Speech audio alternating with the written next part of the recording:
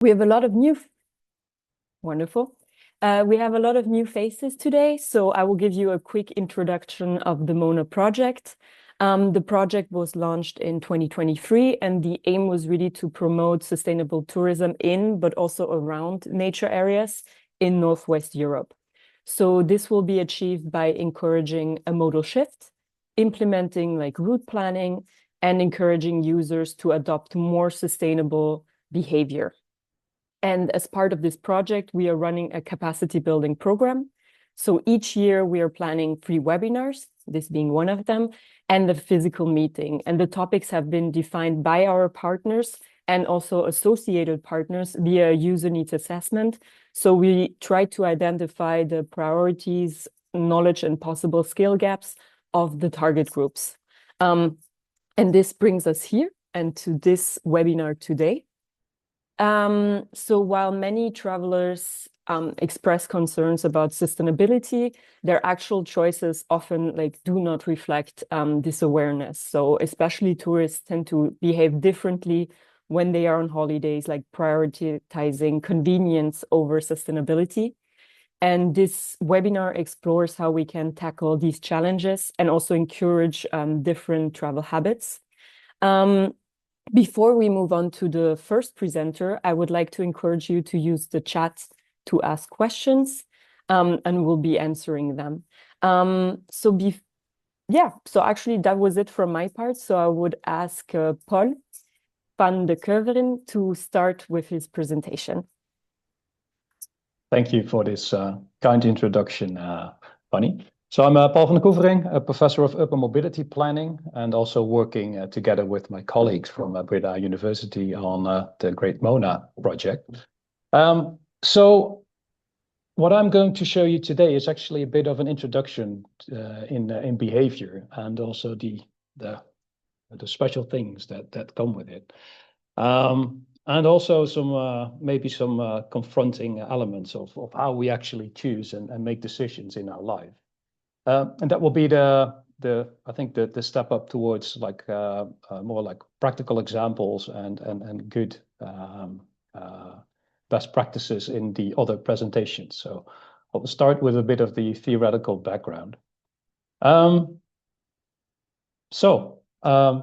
will focus in particular on the how we can actually break habits and the way that we do things. Because that is ultimately one of the things that we need to do. If you look at visits towards nature parks, we see a lot of default behavior that people just take the car because that is most convenient, and that is because what they have done before. So how can we break that? That's the million-dollar question. So I'm going to show you how our brain works, different systems, our automated system that also is triggered, of course, by habits, and our more conscious system, the system 1, which is more about conscious behavior. And then, and that will be the step up to the other presentations, the way that we can actually change behavior. So from environmental psychology, these are the elements with which actually behavior is affected. And it's, of course, good to know and good to see that the physical environment does matter, because that is mostly what we can manipulate quite directly. So our physical environment and the opportunities and the facilities that we have there do influence our behavior. Also, the social environment is very important and much more than we often think. The clothes that we're wearing right now, we're not wearing them because we think they are pretty, but actually it's because it's popular nowadays, and we adhere to the social norms quite often. But you can also use that in planning for more sustainable behavior towards nature parks.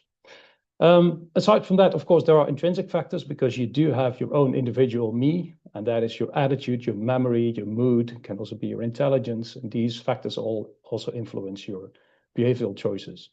And of course, judgment, because the objective situation can be maybe very attractive for sustainable modes of transportation. If you don't even see it, which is often the case, then actually that will not change a lot in your behavior, of course. So judgment is also very important there. So these are the most important factors. If you look at behavioral change, there are a lot of good books. So this is just a slide to show you, if you're interested, to dive a bit deeper into the psychology and the theory about around behavioral change. I'm going to focus actually on the theory of Daniel Kahneman, and he made like a difference in two operating systems. And of course, this is not completely the truth, but it's like a metaphor that we can use to show how behavior works and how different some choices are being made by humans. So the first system, that's more based on our like old primary brain. That's fast, it's effortless, it's automatic, and it's really based on habits, intuition, and actually the majority of our decisions are made by the system. So it's approximately 98% or even more if you look at all the behavior that we just do based on a day-to-day basis. And there's the reflective slow system. That's actually what separates us from a lot of other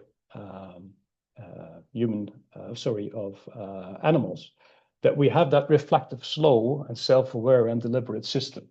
That's where we really think cautiously, but be aware that we only use that very selectively, which is good in a certain sense because it takes a lot of effort to use it. So our brain constantly switches between being efficient based on habits and, of course, being reflective when necessary.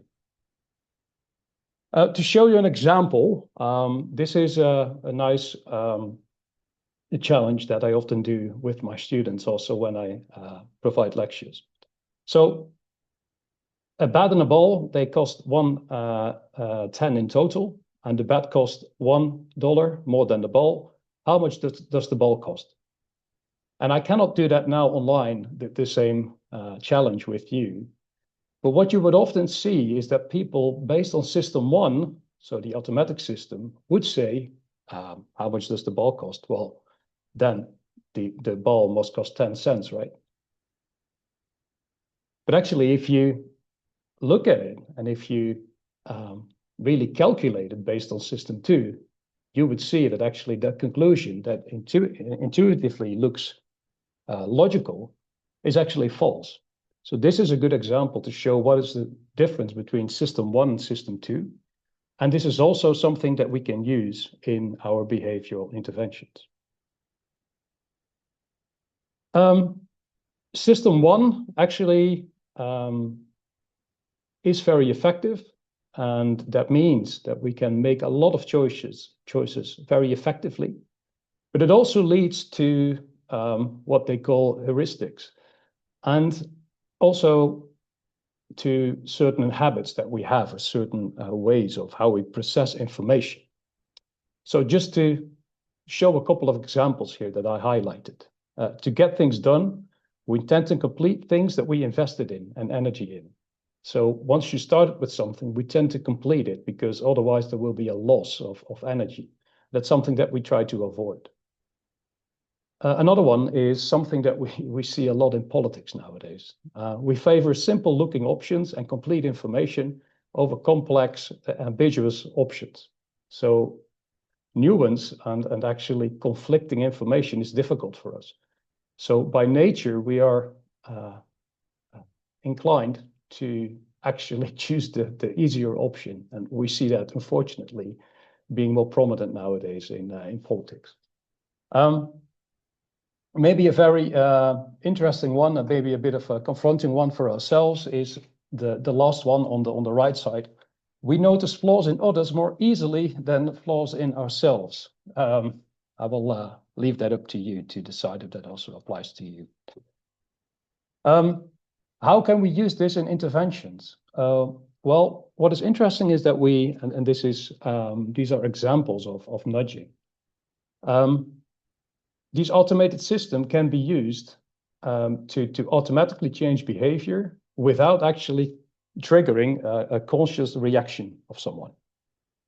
Something that we do a lot in urban mobility planning is actually reducing visually the width of the road without actually changing it.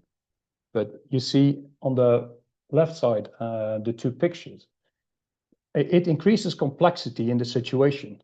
And because of that increased complexity with lane narrowing or transverse stripes, it actually makes the situation more complex. And because of that, it creates a tendency for people to slow down because they want to reduce complexity and, be able to assess the situation. You can also use it in a more playful way. You can see that on the right side, where they actually trigger someone to use the bin here. If that playful element wouldn't be there, there would be no attention to the bin. And with this just easy element, you can see that the bin becomes much more visible. And there's also a playful element there, which is also attractive. So these are nudges, types of nudges that we use actually based on that system 1 approach. What is also important is we often have the habit of telling people what to do. And I have like 3 teenage kids now, and I know that that doesn't work. But still, if you look at public space, you see often prompting. They just say like, hey, this is the rule, which in this case, as this example, littering is illegal. So it does say that you shouldn't do something, which is littering. It doesn't make explicit what behavior is expected. If you use nudging, it's often better to actually provide the right information.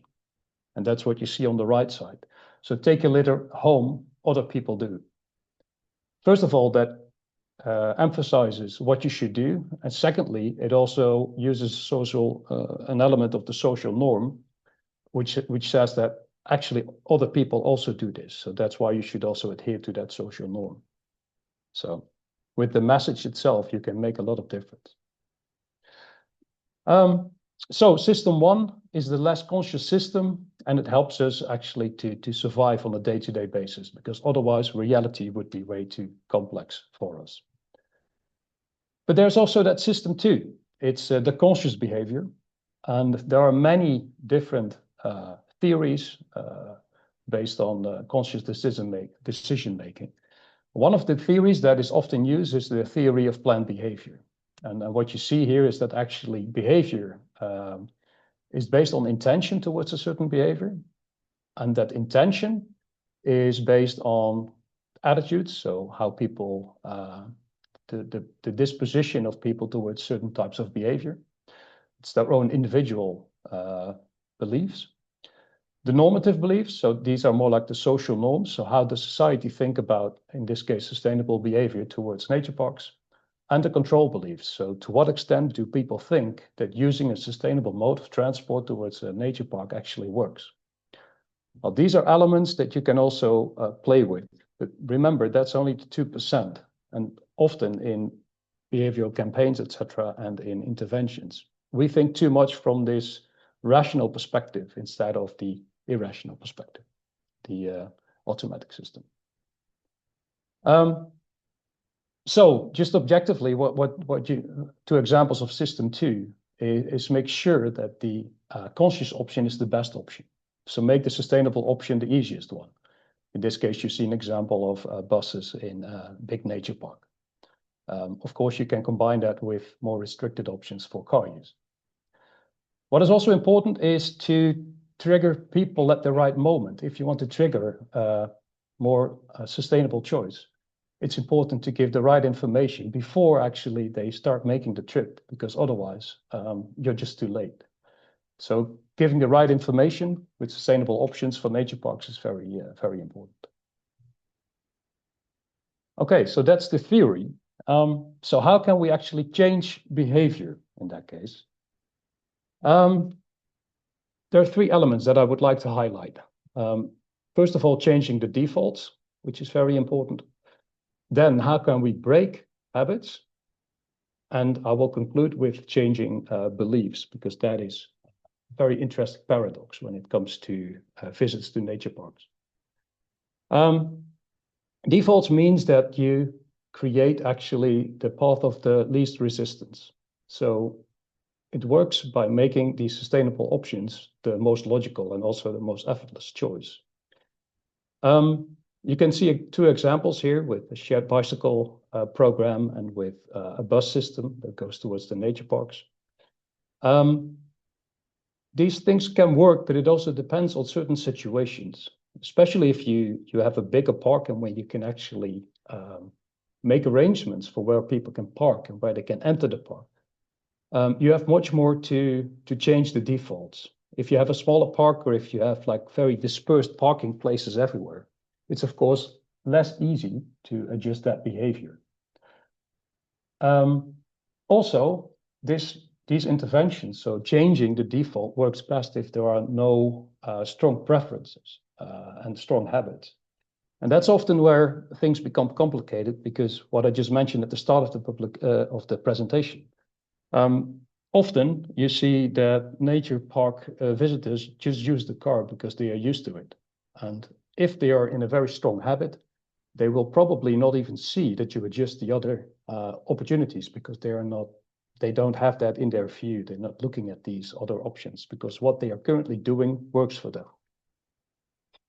So therefore, it is important to break the habit of, in this case, using quite often the car towards nature parks.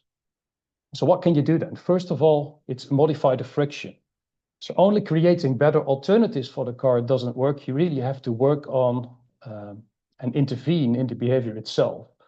So that means that you have to do, if you at least want to reduce the use of the car, you have to really adjust the parking situation and car use in the area. Increasing friction could be that you have more centralized parking at a bit larger distance from the nature park. It could be that you have like dedicated spots where you want people to park. And of course, you could think about parking fees and things like that. I, of course, realize that it's often very difficult in practice, because if you have parking fees somewhere, people will try to park somewhere else. So that also changes the problem and redistributes it to another area. What you can also do is decrease the effort of the alternatives. And that's linked to what I just explained about changing the default. If cycling or public transport becomes more attractive, that also helps, especially if you at the same time intervene in the attractiveness of using the car. Secondly, you can think about combi tickets, for instance. So having an entrance fee and combining that with sustainable modes of transportation, because then there's an automatic link between visiting the park and thinking about these sustainable options.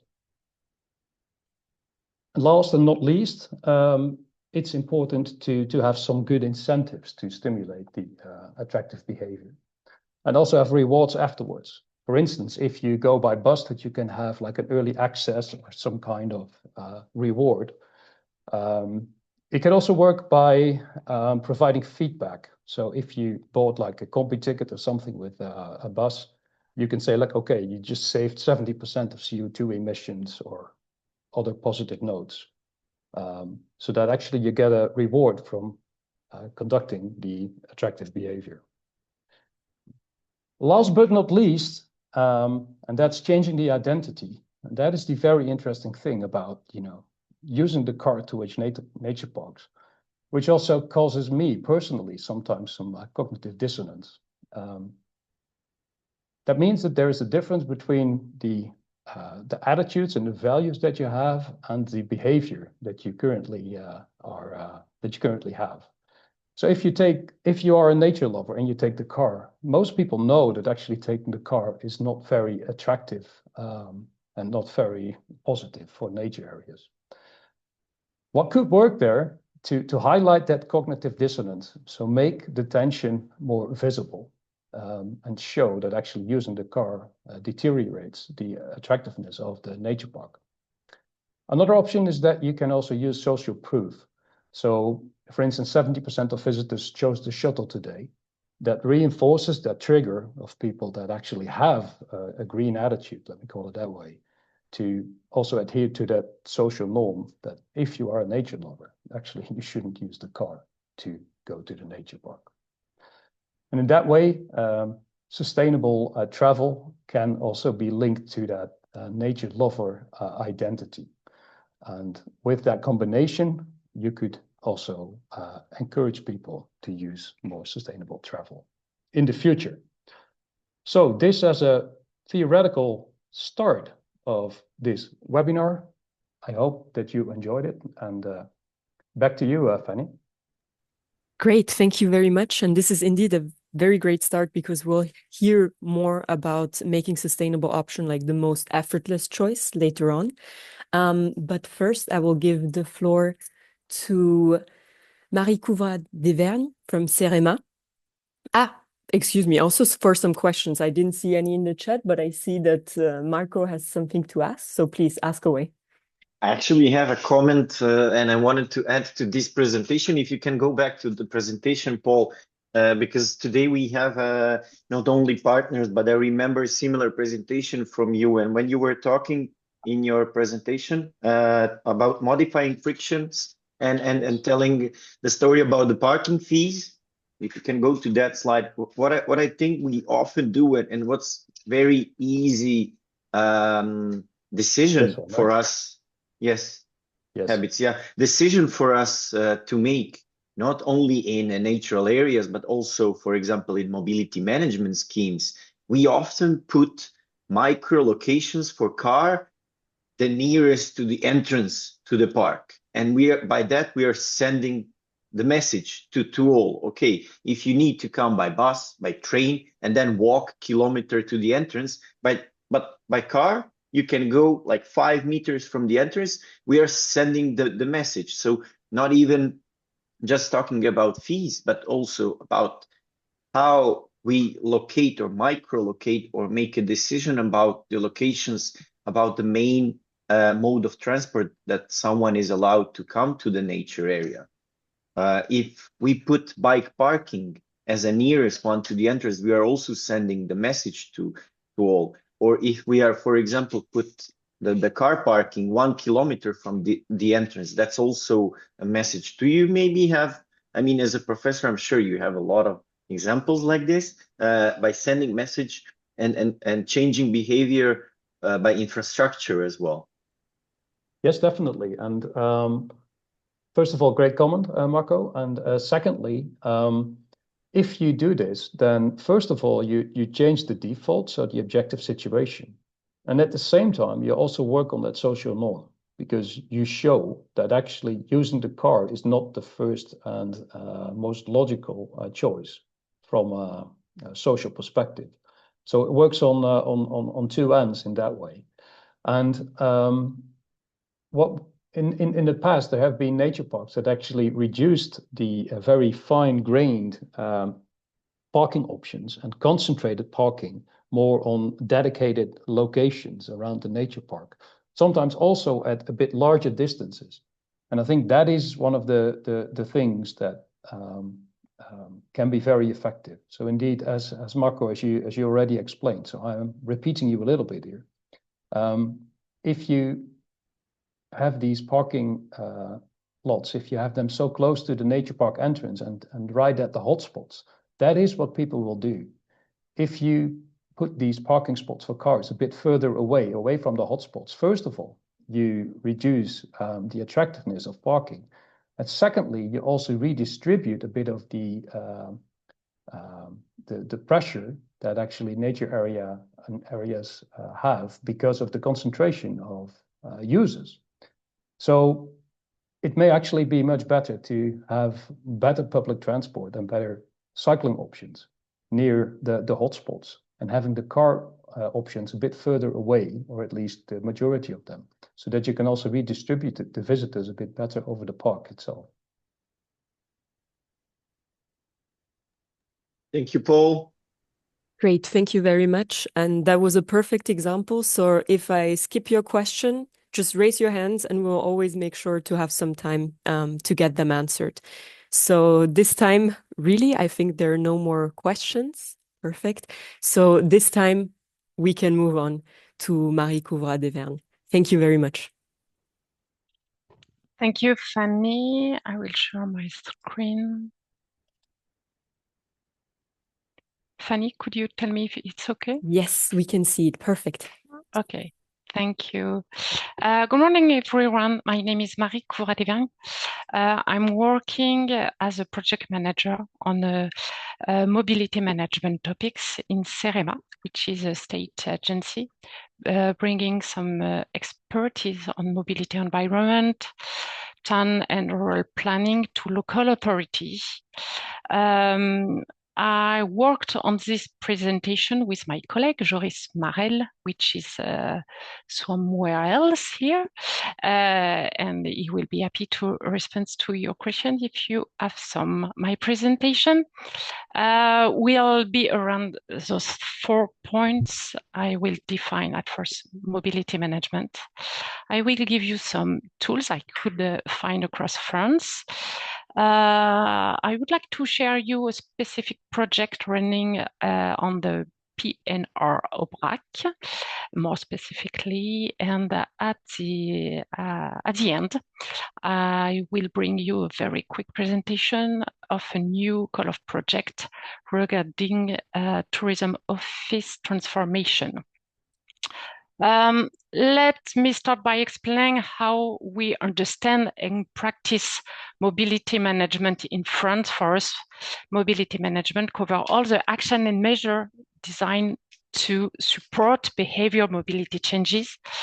The focus is on influencing travel demands, either by reducing the need of travel or by encouraging a sustainable modal share.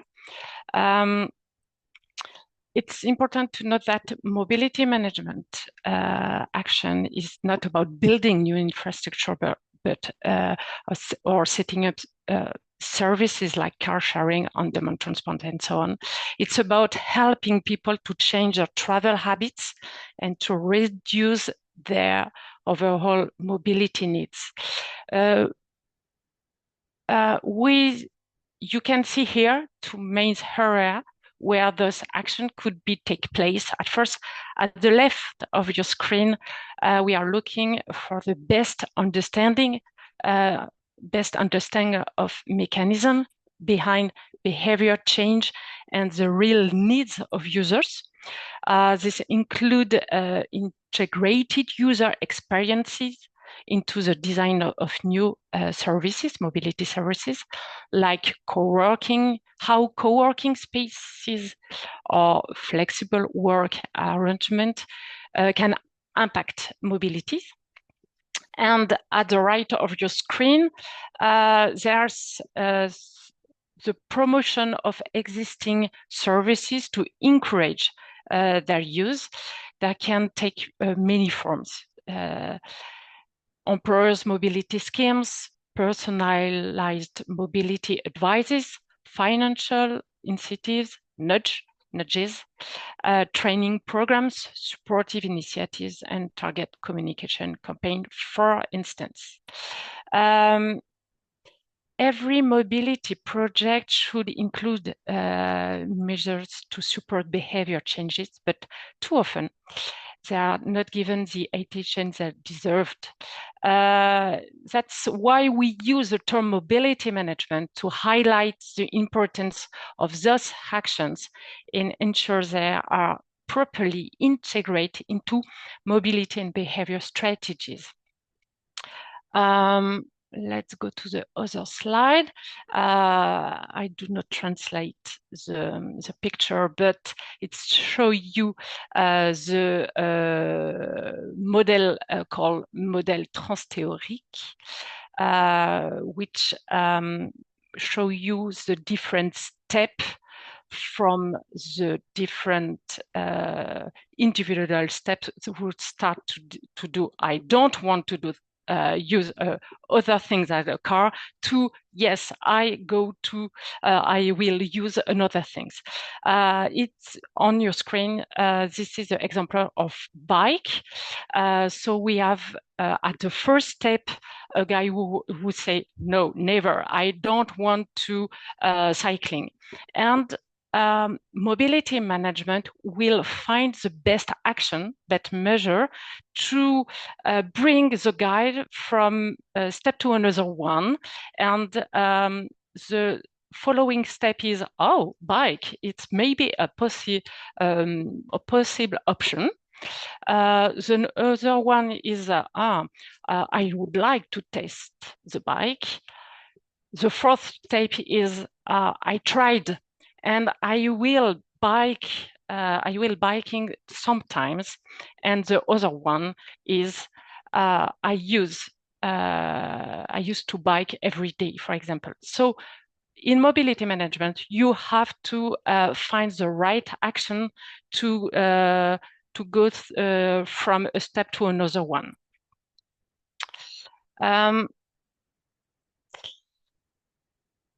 I will find to you some concrete example from across France who illustrate how public authorities are putting mobility management measures, especially in iconic and natural areas, which is your topic. Historically, in local authorities, tourism mobility and daily mobility has been treated as separate issues, even if there could or should be completely each other.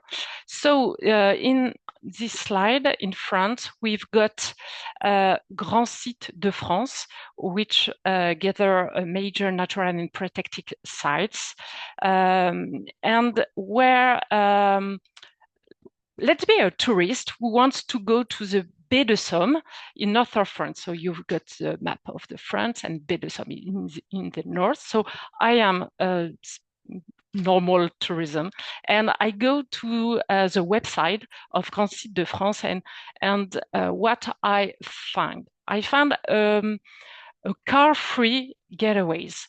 So it's quite interesting because as I am a visitors, visitors who plan to travel to Baie de Somme, I can download travel guides and detailed maps that combine different transport modes. So you've got on the screen an example.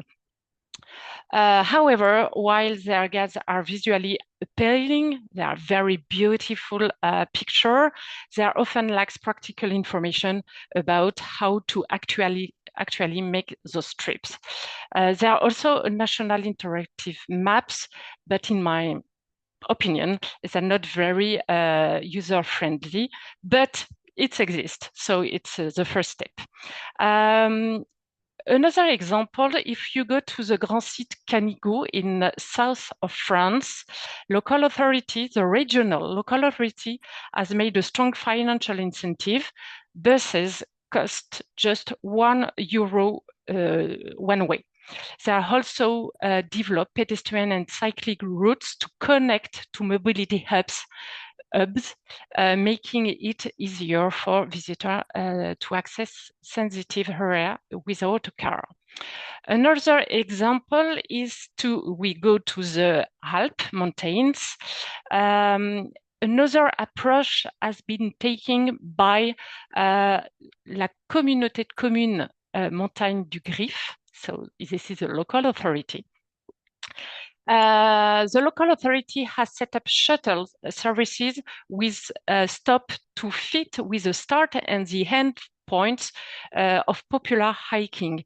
The shuttle schedules are fit with hiking times, and a guide has been published with all the necessary times table. You can see on your screen, you've got a timetable.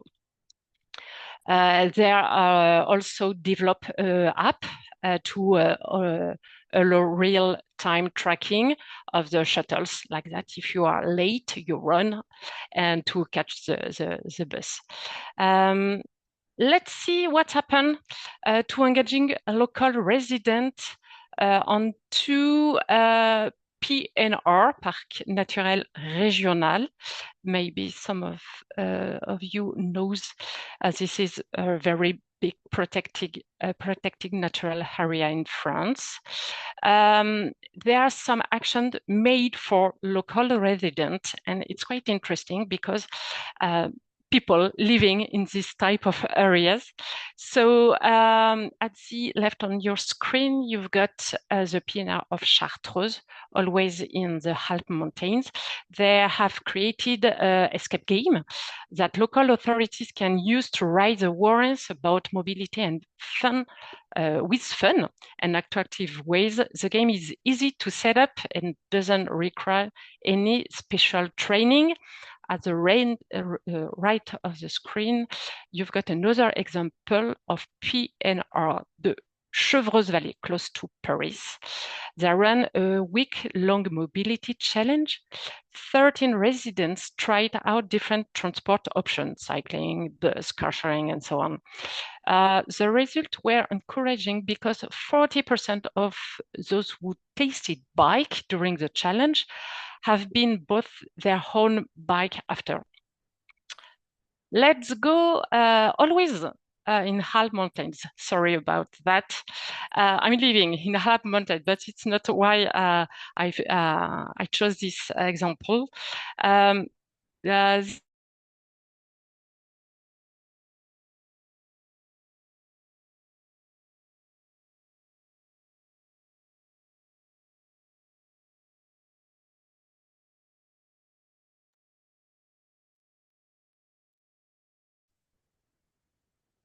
It seems that we have a connecting issue.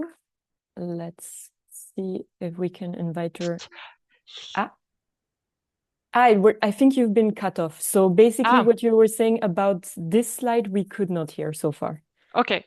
It's okay for you or now? Yes. Now it's perfect. Okay. Maybe I will shut up my camera. Do you think? Let's try. Thank you. Okay. So for this example, we are in Alpes mountains, still Alpes mountains, in Annecy town, and local authority wanted to taste 2 months, July and August, and to provide a free bus network for tourism at first, but also for resident inhabitants in this area. Hang on.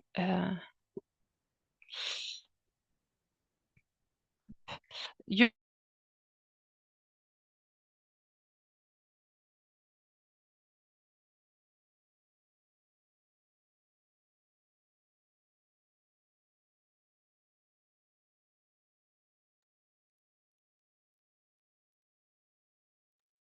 Indeed, we seem to have a little technical issue. Yeah, I don't know, Joris, if you can step in the meantime. Again? Yeah, again. No. Now we cut the camera. I'm really sorry. Yes. Okay. No, it's me. I've got a good network. Hang on. Not that good, Marie. Sorry. Yes. It's a bad surprise indeed. I mean, we can give it a try another time. Now the camera is really off. If it doesn't work, Joris, do you think you can jump in or? Well, I can, but I think it's mainly Marie's work, so it may be a bit tough for me. But in case I can help. But okay, but we'll give it a try. Let's see. Hopefully it works this time. I'm really sorry about this. No, it's me. So I turn my camera off. So cross fingers. Okay. What was the benefit? I mean, the local authority give free bus network during 2 months, but the benefit is in September, local buses subscriptions increased.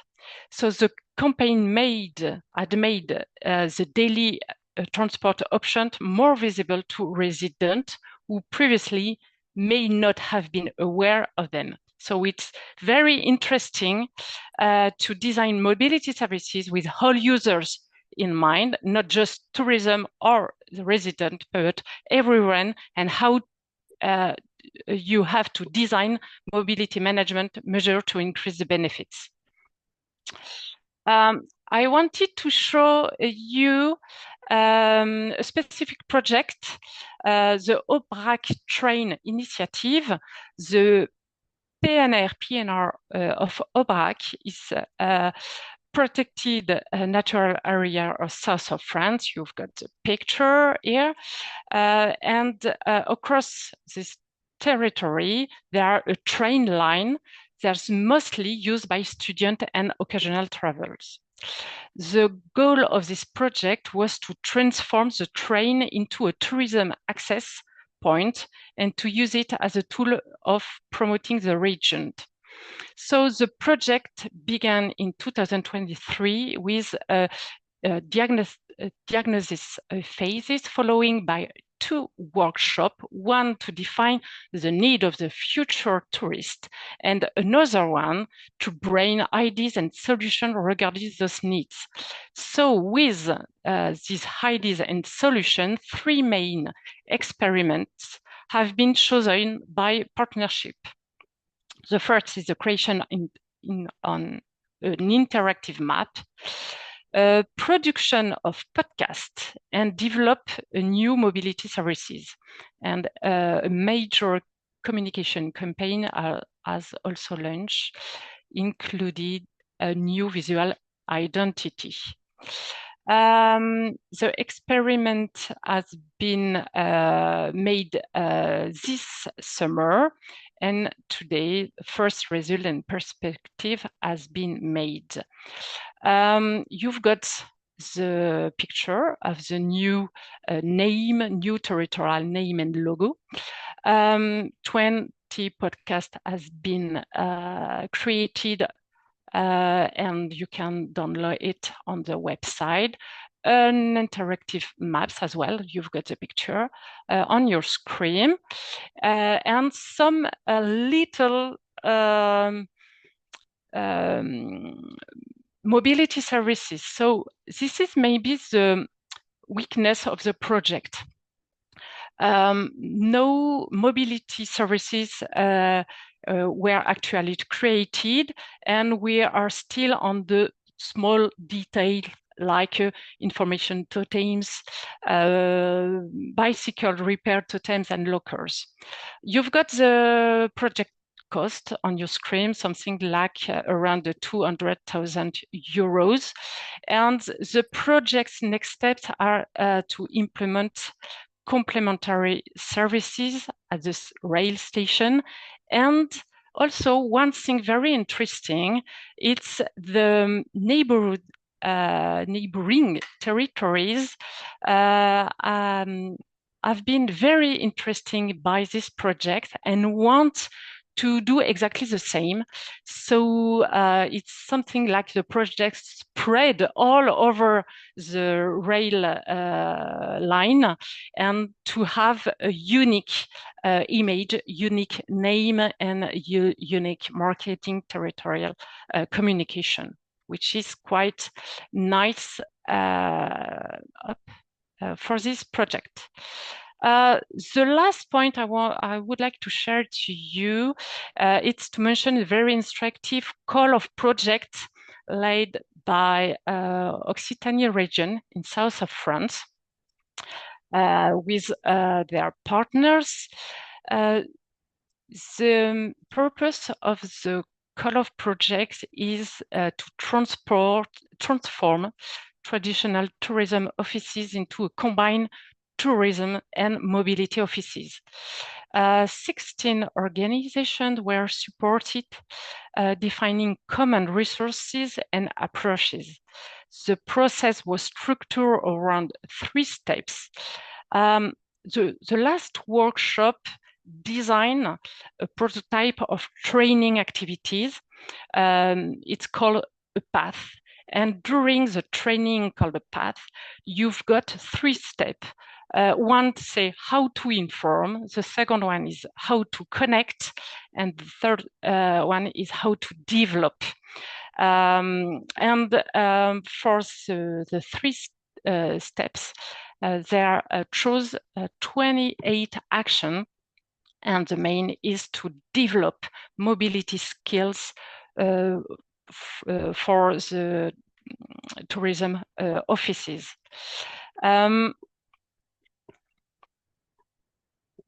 It's quite interesting. The approach is very interesting, and all 28 actions were selected are involve mobility management measure, from communication and trip preparation to stakeholders commitments and developing a new solution, mobility solutions. This result is a comprehensive guideline for sustainable tourism mobility, which was published just 1 week ago. So I didn't read all the guideline, but it's very interesting and interactive as well. It's already become like an essential resource for anyone who worked in this field. So you've got example on your screen. In conclusion to my presentation, I would like to tell you that mobility management is about understanding needs, promoting alternatives, and make sustainable mobility accessible and attractive for everyone, whether there are residents or visitors. It's not just about providing services, but about supporting people on their behavior changes as they think about and use transports. Thank you for listening and watching. And so sorry about the lack of network.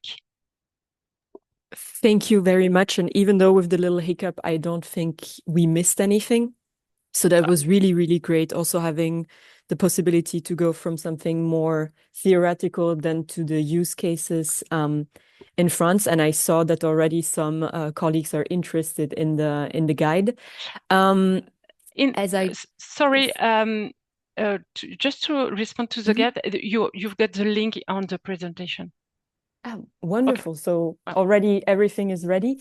And I had one question, and as I don't see any in the chat, since we're a bit shy, I wanted to ask about this issue in implementing these new mobility services in these areas. And apparently now in Aubrac, they're also going to work on this. Where do you start?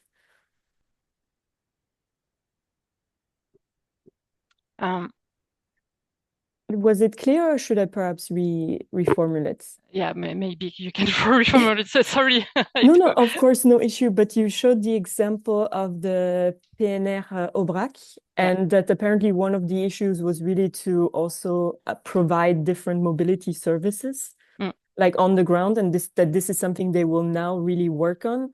Where are they starting to do this? Like, where do you start to actually get these? Is the issue that for them it's not attractive enough, or what is the problem? There are, I think, 3 different problems. The first one, why they don't do that? Because elected people wanted to have some action very quickly and cheap. So mobility services take time to design. So it was one of the problem, and maybe tomorrow it will be the same problem, especially because we are in a pre-period election. So maybe it will be a little bit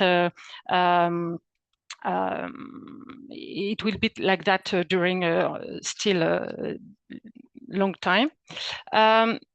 The thing is, there are some mobility services, but not inside or very close to the rail station.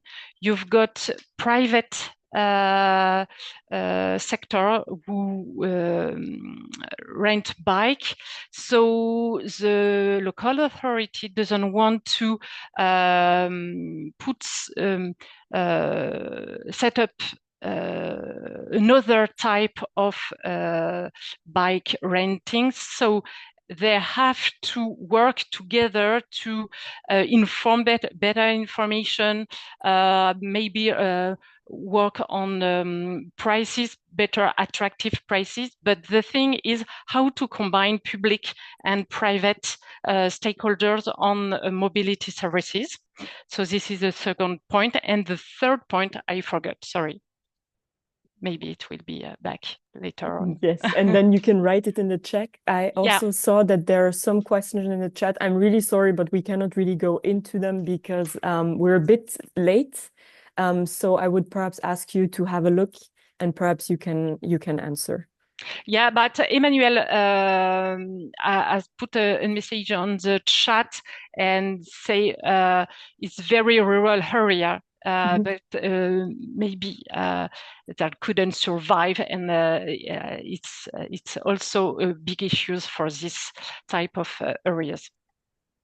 Indeed. Thank you very much. Thank you for taking the time. Thank you for listening.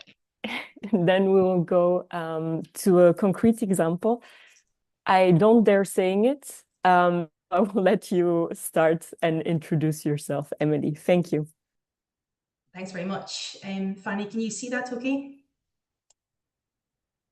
Sorry, I see the presentation mode. So we see also your notes next to it and not just the presentation. Don't worry. Otherwise, perhaps my colleague can share the screen. Is that possible? Yes, we can take care of it. So Marco, if you can please share the screen. Wonderful. So just let us know with next, please, and then it might be a bit easier that way. Okay, great. Thanks very much. Of course. Morning, everybody. Thanks very much for inviting me along to today's webinar. Apologies for my voice and any coughing that may exist. I'm suffering from a bit of a virus at the moment, so please bear with me over the next 20 minutes or so. So yeah, delighted to be able to give you a bit more of an insight into our emerging transport work here at Loch Lomond, the Trossachs National Park in Scotland. I'm Emily Davey, National Park Mobility Partnership Manager, and I'm responsible for working with our partners and our stakeholders to transform the transport network here in the National Park. My role is still relatively new. Transport is not a business as usual activity for the park.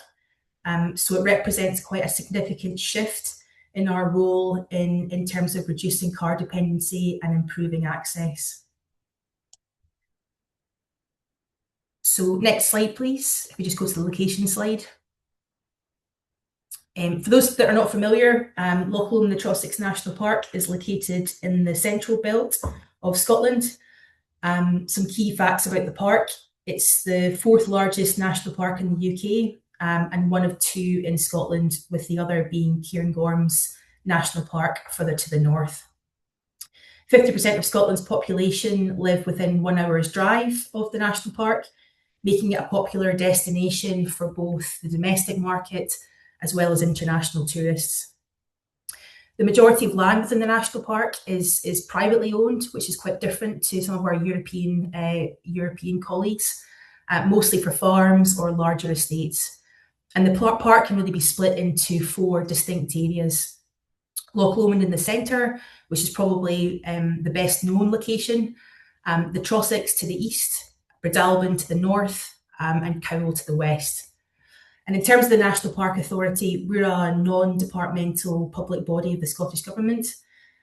So we have authority for planning matters and responsibility for managing access to the countryside.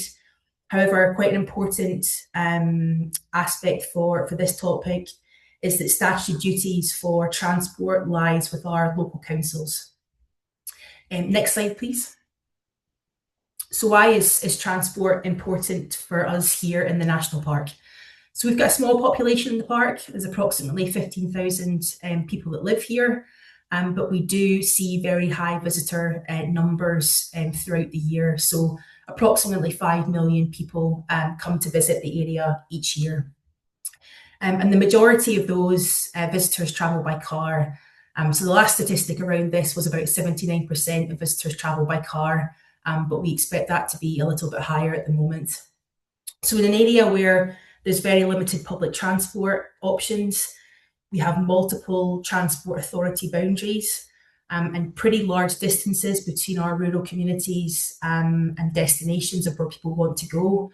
This creates a lot of problems in terms of traffic congestion, carbon emissions, transport poverty, and inequality of access to special and protected landscapes. So transport's really key to many of the park's goals, including reaching net zero, addressing inequalities, supporting our rural economy, managing the visitor pressures, and generally supporting people's health and well-being. And many of the challenges that we face around transport are not unique to many rural areas, whether that be in the UK or elsewhere. However, because of the high volume of people visiting the park, we believe there are different opportunities that exist to sort of explore that improvement around the transport offering. Next slide, please. So from a strategic perspective, just taking a step back, there are two key documents that are really driving this new area of work around transport. So firstly, back in 2023, we carried out an options appraisal to look at the options the National Park Authority could take to improve transport. And this report highlighted 3 options that the National Park could look at. So from business as usual through to sort of do more and then taking a bit of a step change approach. And it was the recommendation of this report that we look at that step change approach, particularly how we develop a new model for how transport is firstly governed, but also financed with some of our strategic transport partners. Subsequently, the National Park Partnership Plan was being developed at the same time. This is a statutory document outlining how all of those with a responsibility for the park will work together to achieve joint outcomes. And this plan for the first time highlighted transport as being really critical to reducing carbon emissions and crucial to this, developing a new strategic transport partnership. So both documents delivered at similar times really set out the rationale, the vision, and the objectives for the programme. Next slide, please. So when we talk about transforming the transport network here within the National Park, we mean focusing on these kind of core elements. I'm not going to go too much into the detail on the map on the right, but this is a network that does not exist right now. This is what we are looking to try and achieve. So those core elements focus on, firstly, gateways and hubs. Where are the key entrances into the park from our key urban areas, where there could be different or better integration between different modes of travel? Where are people coming from? What are the modes are they getting here? And what opportunities do they have to move onto different modes of transport?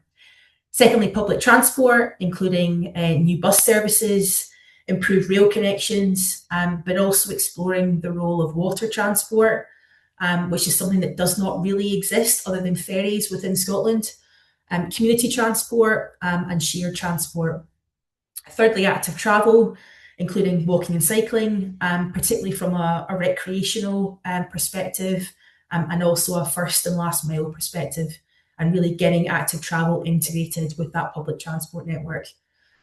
Thirdly, parking, traffic and demand management, how we manage vehicle movements better, particularly within areas that are quite congested and see quite high numbers of visitors. And finally, quite an important one, and one that's been a kind of key theme in other presentations this morning, is marketing and communications.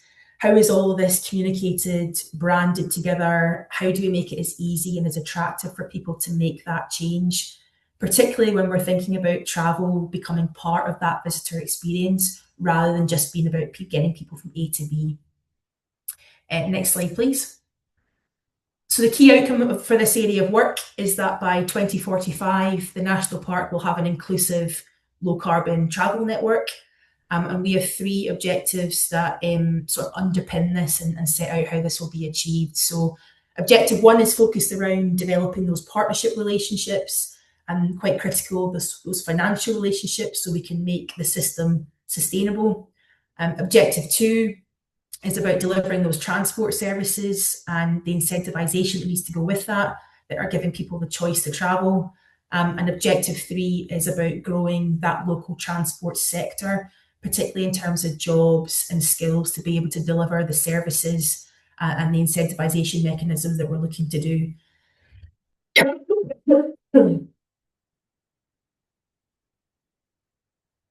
So just taking each of these in turn. Firstly, sorry, next slide, please. In terms of the first objective, we're involved in establishing a new governance model where key partners are looking to try and share resources, assets and skills. And this includes bringing together our 4 local councils with their responsibility for roads, car parks and public transport, our 3 regional transport partners with their responsibility for the regional transport strategy, and more of our national partners with their responsibility for overarching policy and strategy. Creating a partnership approach to sharing data and revenue, really bringing together expertise from across those partners to create efficiencies in the way that we work. And thirdly, sort of establishing a supporting stakeholder group involving representatives from the third sector, our communities, our businesses, rural mobility, to really become a bit of a critical friend to the partnership. Next slide, please.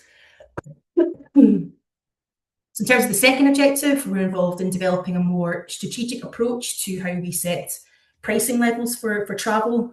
That's looking at including more consistent and transparent approaches to managing and charging for car parks, with the aim of reinvesting that revenue back into the transport system. Delivering integrated ticketing, marketing and communications through those kind of digital platforms, and developing new targeted transport services that focus on high volume destinations.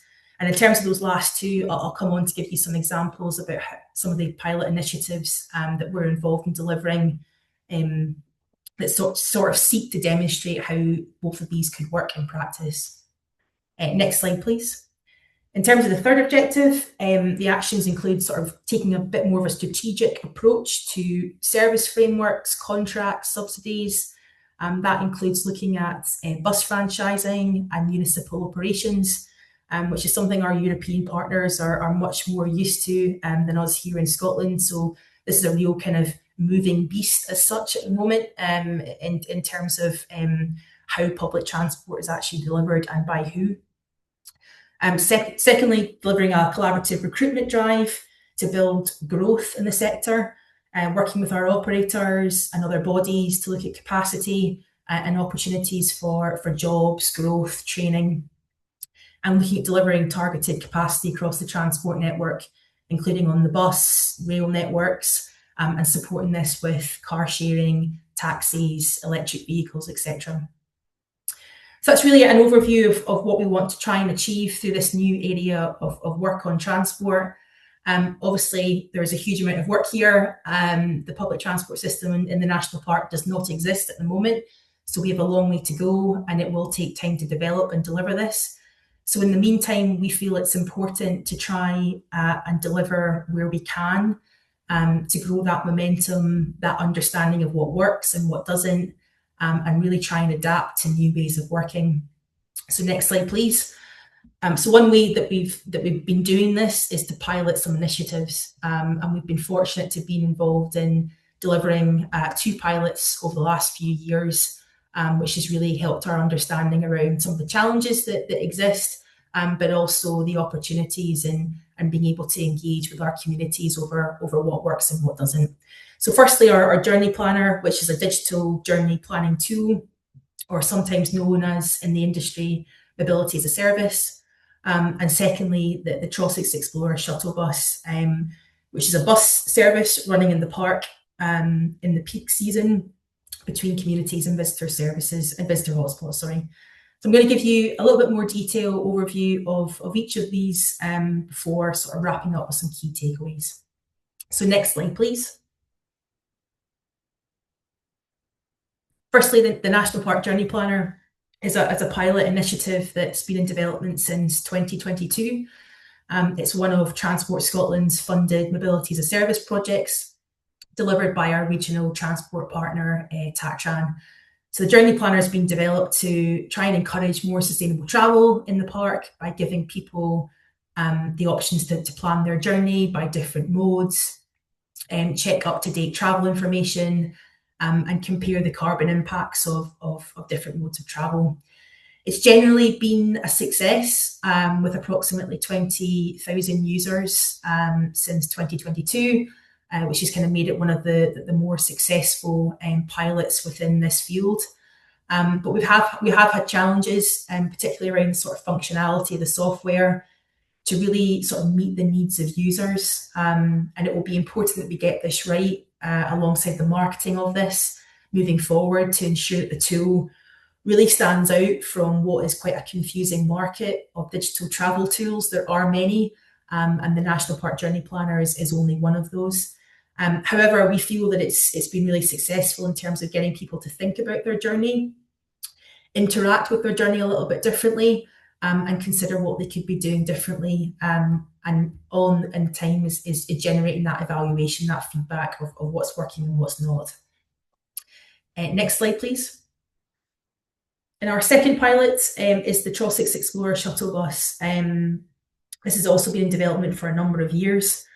The purpose of this was to really understand appetite for sustainable travel in this area and to learn about how a bus service might operate, particularly in a rural area where there are very few, if any, bus depots nearby. So after a number of years of trying to secure a bus operator and funding, we managed to deliver this for 13 weeks across the peak season in both 2024 and 2025.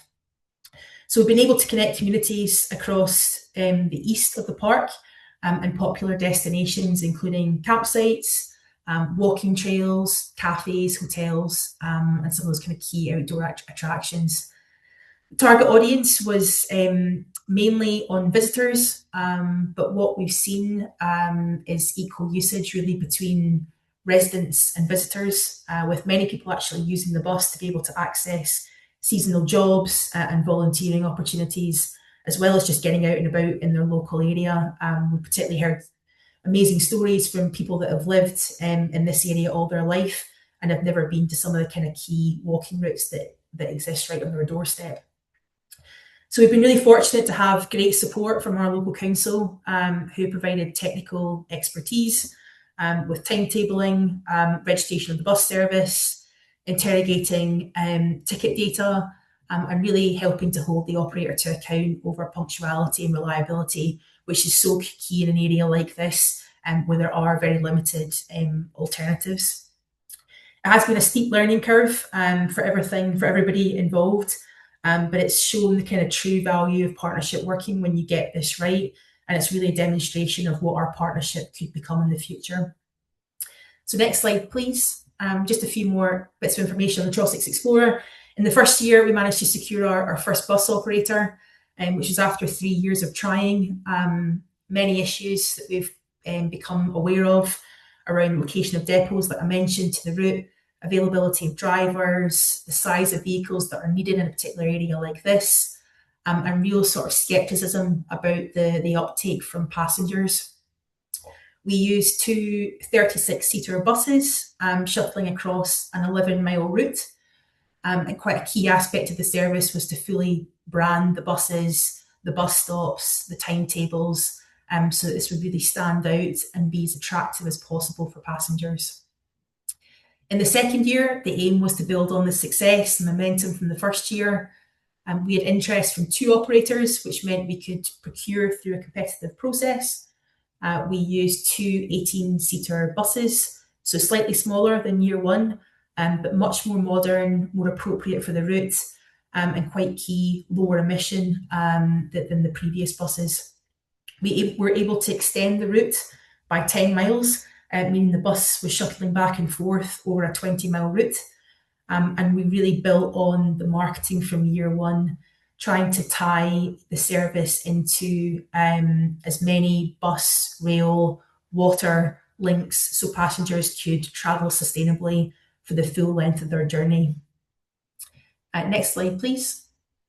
Just in terms of its impact, so last year we saw a 15% increase in passenger numbers from year 1 to year 2, giving the service real sort of credibility with operators, with partners, particularly those sort of funding partners. Feedback shown high levels of satisfaction with the service, growing confidence in public transport, and those kind of clear benefits around car-free access, rural mobility, social interaction, and sustainable travel. So it's really gone beyond transport and making travel part of that visitor experience, which is really vital to sort of sustain modal shift, particularly in this area. So overall, the Trossachs Explorer has shown how a well-designed, good quality shuttle bus service can support rural communities, boost the local economy, but also create memorable visitor experiences. So there is demand to continue and expand the service, but we do face challenges in the short term around those kind of operating costs and securing funding to support its delivery, particularly to it becoming a permanent fixture and possibly something that runs all year round rather than just in the peak season. And next slide, please, final slide. So just to highlight some of the key takeaways that I've spoken about. Transport has become a key driver for many of the national parks' goals, particularly around the sort of economic, social, and environmental goals, which is why it's becoming a kind of key priority area with dedicated resource from myself. There's a compelling case for change and need to be addressed, which has really been driven at a strategic level by the drive to become a net zero national park by 2035. To deliver on that ambition that's been set out, we really need to take that step change approach in terms of how transport is governed and how it's financed. Ultimately, we want to create a circular transport economy that reinvests money from the private car back into the transport system. But to be doing this, we need to be working in partnership. And finally, a bit of a call to action for this network. We at Loch Lomond the Trossachs National Park, we're really open to being an area for innovation, for funding partners, for sustainable transport, rural mobility, and visitor experience. So if you do have any ideas, if anything sparked the imagination today in today's presentation, then please do get in touch. And the final slide there has some contact details and some links of some of the documents and the pilots that I've referenced. So thanks very much for inviting me along today. And yeah, do get in touch if you've got any opportunities that you see might be worthwhile exploring. Thank you. Great, thank you very much. And this is quite some impressive work. There is a question in the chat. So could you please share more on the development trajectory towards the National Park Partnership Plan and Vision, and how did you ensure stakeholder involvement during the process? Yeah, so the partnership plan, as I mentioned, it's a statutory document that needs to be delivered every 5 years. So this one was developed really at the same time as I mentioned about the Sustainable Options Appraisal and Modal Shift report that was produced. So those two documents in parallel really sort of supported each other. And the good work that was being done around the partner engagement, particularly with the local authorities and those kind of key stakeholder groups, was really part of that process through the options appraisal, which then informed the partnership plan. So I suppose we were quite fortunate in a way that those two documents were working in tandem together. And we're able to inform the work that was been going on. But alongside that, I would say that because transport, as I mentioned, it's not a duty of the national park. It's on local authorities. It's something that again the partnership plan has taken reference to what local authorities are doing, what their vision is, and trying to match that up of where we see transport going and what that vision looks like. So. There's been a lot of that stakeholder engagement process and partner engagement because it's really critical to the delivery of what we're trying to achieve here. But as I say, both of those documents were really supporting each other and helping each other deliver what that vision, that joint vision would be. Thank you very much. And then we have another question from someone who has been apparently around in Scotland. So basically, and I think someone already answered, but a barrier when accessing like national parks in Scotland with public transport is that a lot of these services don't run on Sundays, which makes like camping difficult. And yeah, especially in the summer. And the question is if there is current systemic issues that prevent services on this day, and also asking if this is outside of your authority, or would the delivery plan include a future where there is also a consistent service on this day? I don't know if you want to add something because there has been an answer already. Yeah, I'll maybe just add, absolutely, it's a key problem. We were able to run the Trossachs Explorer on a Sunday, but a bit of a limited service compared to other days. And that was really down to capacity of the operator, what drivers were available to be able to deliver that service on a Sunday. And that's exactly what Max has mentioned there is it really, at the moment, is down to operators in terms of what they're able to deliver. As I mentioned, there's various things that we are looking at, and this is absolutely included in the vision.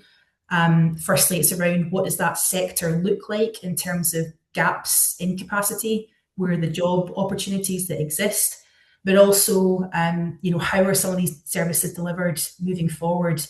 It's maybe not something that the operators can deliver the whole network.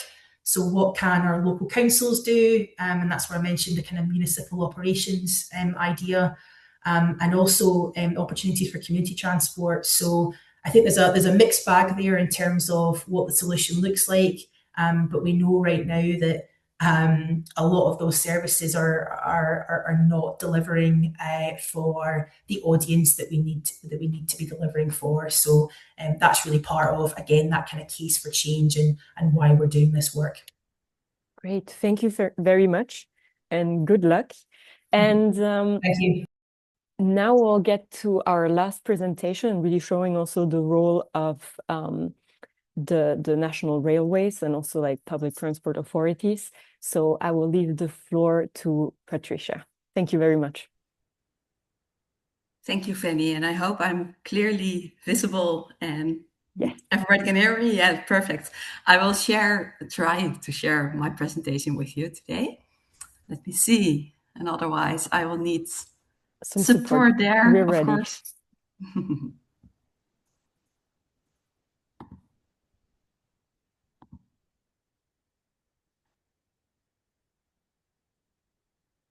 Let me see. It doesn't want to share, unfortunately. Well, no worries. Is then it ready I will for you, Fanny? quickly. Yeah. Yes, of course, we have it ready. So I'll just share my screen. And I will next slide you then. Exactly, that's not an issue. So let's go. It should work. Well, I'm very glad to be here today and to tell you something about the concept of buitenpoorten. I'm Patricia Klein. I work for NS, and NS is the largest passenger rail transport company of the Netherlands. We welcome over 1.3 million passengers every day. I will introduce you to the concept of buitenpoorten, which is well thought out in Dutch. It's kind of a wordplay also, so translating the content and keeping the meaning standing is quite challenging, but I will give it a try. So buitenpoort could be translated as a green gateway, and seeing the text, it means step in the outdoors and follow the track or the trail from the city to the landscape or to nature. Before I tell you more about this concept, there are a few things you need to know about our rail network in the Netherlands. So next slide, please.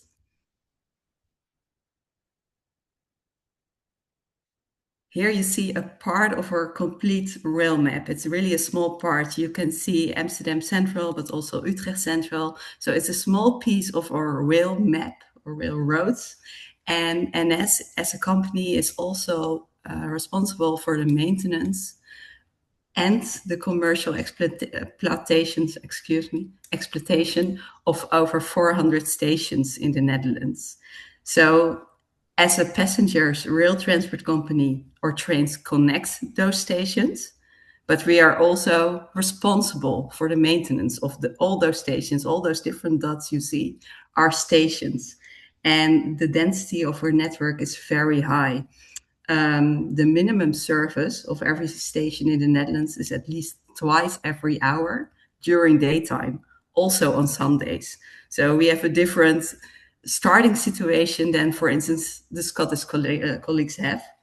And during peak hours, we even connect some destinations every 10 minutes. So for instance, between Amsterdam and Utrecht, during peak hours, we, every 6 minutes, you can expect a train on the platform. As NS, we operate in the heart of the society, And the complexity of urban planning in the Netherlands is very high because of the scarcity of space. And therefore, it urges us to cooperate with a broad group of stakeholders. And this is crucial to keep the Netherlands moving. As NS, we want to shape also a sustainable future. So our trains operate on 100% wind energy. And we invest in initiatives to stimulate sustainable and inclusive mobility. Next slide, please. So we have this network of public transport, very dense one, but something else happens here in the Netherlands. Dutchies still tend to visit nature by car, and especially young families and the elderly. And most of them, it's their habit. They are not sufficient aware of the other possibilities. So the concept of buitenpoort is really about behavior change. And we want to introduce public transport hubs as a gateway to nature, to a broad group of people, because all Dutch people visit nature when it's beautiful weather outside, so on peak days, and they are queuing with each other for parking spots. We hope by introducing train stations as buitenpoorten to spread visitors also better in the natural areas. And as a rail transport company, we would like to spread the passengers better in our network. And by creating new destinations, like a buitenpoort, it provides us a better opportunity to use the available capacity of our network also outside peak hours and also outside peak destinations. We select stations which are within walking distance of nature, very important, of course. And it doesn't have to be only train stations. We hope in the future that some bus stops, for instance, which is also a very dense network in the Netherlands, could join us. But in the end, it's a marketing campaign to seduce people to use public transport. And in this marketing campaign, on the nature side, every buitenpoort is its own brand. And we try to highlight a specific feature of local nature. As you can see on the right here on the image, there's a specific cow in this piece of nature. And we highlighted this as a special feature for Bussum Zuid, the name of the station here. And in the cities, we try to emphasize in the marketing campaign how close by nature actually is, not by car, but by public transport. Next slide, please. So, and this is the first one we officially opened together. And the opening of Bussum Zuid, Bussum Zuid is the name of the train station, also marked the start of the cooperation with National Park Utrechtse Heuvelrug. Sterre is in this call also, but we work tightly together since this one was opened, and you see the marketing all around the station. We also want that the station already includes a part of nature, but also what to expect when you actually arrive in nature, and help in wayfinding is very important. We experienced. Every station deserves a different approach because it has its own characteristics. And so the process starts by visiting the station with the different stakeholders, which are like civil servants or representatives of the local nature. And then we define which interventions we should do to make it more easy for the passenger to actually find the nature. Next slide, please. So in our alliance with National Park Utrechtse Heuvelrug, we're very proud to be a sub-project of MONA. We hope to stimulate the use of public transport. And as you can see on the map, all the municipalities which are mentioned in the map are part of the National Park Utrechtse Heuvelrug.